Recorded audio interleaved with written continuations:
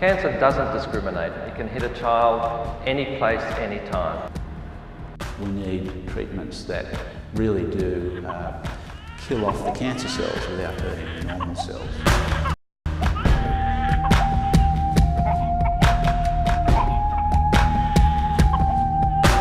Research has made enormous strides in bringing us closer to an eventual cure for all children with cancer. Every day we're getting closer and closer. However, for the children of families who don't survive, every day is one day too late. Nicholas was 5 when he was diagnosed. It's an incredibly hard, it was an incredibly hard period of our life. There was a definite feeling that, oh no, this can't happen to our son. It was total disbelief. It felt like the whole world closed in on us. You asked several times because you just couldn't believe it would happen to your child who was on the outside so well. With storm clouds hang on the horizon and a bitter wind intends to blow. Brain tumours are one of the still most significant unsolved problems in child cancer medicine. Nearly half of children who come to us with a brain tumour diagnosis will not survive their disease. There's a very difficult message to give to families at diagnosis. The treatment, even for those who are successfully cured of their disease, is long, difficult and often leaves them with side effects. You're still the same colour as that sheep there. We desperately need a better way of treating these diseases, I would argue, of even preventing this terrible disease, and we need it very quickly. Just give me a challenge, I accept it. He was very cheeky, had a gorgeous smile, very angelic smile.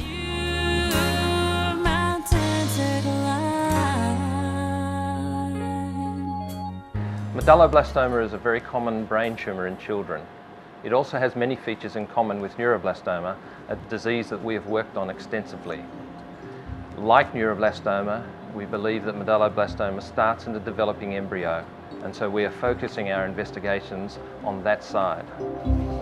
We're enormously privileged to be associated with Sydney Children's Hospital. That gives us a direct clinical link to the children in the wards, and it enables us to be able to move the research that we do from the laboratory through into the clinic. And I think that's a very important aspect of the work that we're doing. For me, the saddest memory is when I was curled up in bed with Nicholas in the final days of his life. That was horrific for me, and it's an experience that I'll carry with me for the rest of my life. We know that there are changes that are occurring in cancer cells like neuroblastoma even before the child is born, that are eventually going to turn those cells into a full-blown cancer. We also know some of the pathways that are responsible for initiating this cancer process. The wonderful things Nick enjoyed doing, and we always did as a family, we always sailed together, went off on boating adventures, swam, surfed, sailed, fished, and Nick enjoyed those to the utmost.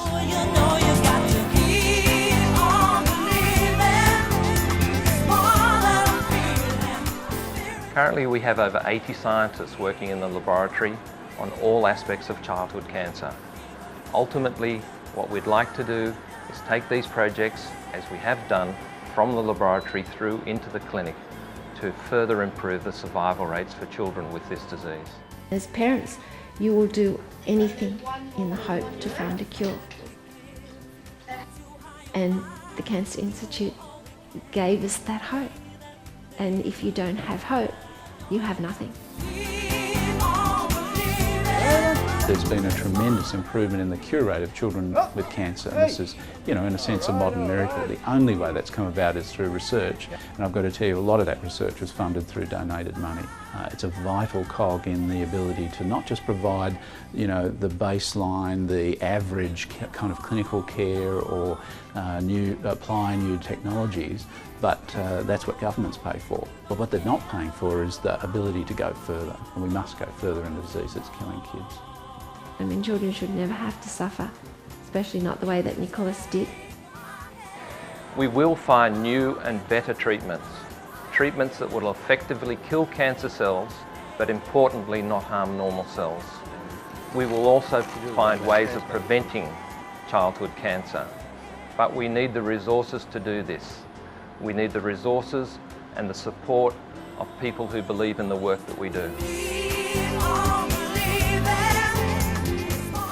It's our responsibility as parents to look after our children, and as any and all parents know, they are the most precious thing we have. Bill, what's news? Despite all the successes of research, still too many children die with cancer. Cancer can hit at any time in a child. Some children will be fine and some children won't. We can't turn away from these children and just let them die, because we have the technology, we have the ability now to hopefully find a cure.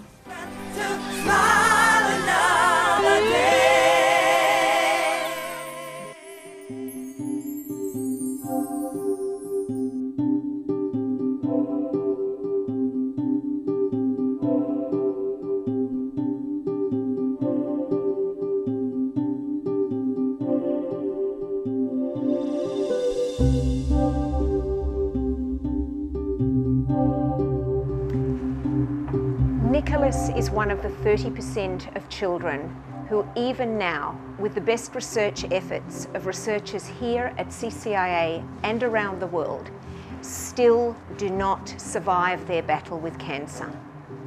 The research that is undertaken at CCIA is committed to changing those statistics from the current cure rate of 70% to the vision of the Institute, which is to cure 100% of children with cancer. We can't do that on our own, but the statistics which show that we've gone from a near zero survival rate only 50 years ago to a survival rate of 70% today make us absolutely convinced that a cure rate of 100% for children with cancer is one day an achievable goal. But the research that we need to undertake to work towards that goal takes time and takes very substantial amounts of money. And we need to do this in partnership with the community. But we have no doubt that with your support and your commitment to working with us to one day curing 100% of children with cancer, that children like Nicholas will no longer have to die of their disease, and that cancer will one day be something that we have beaten.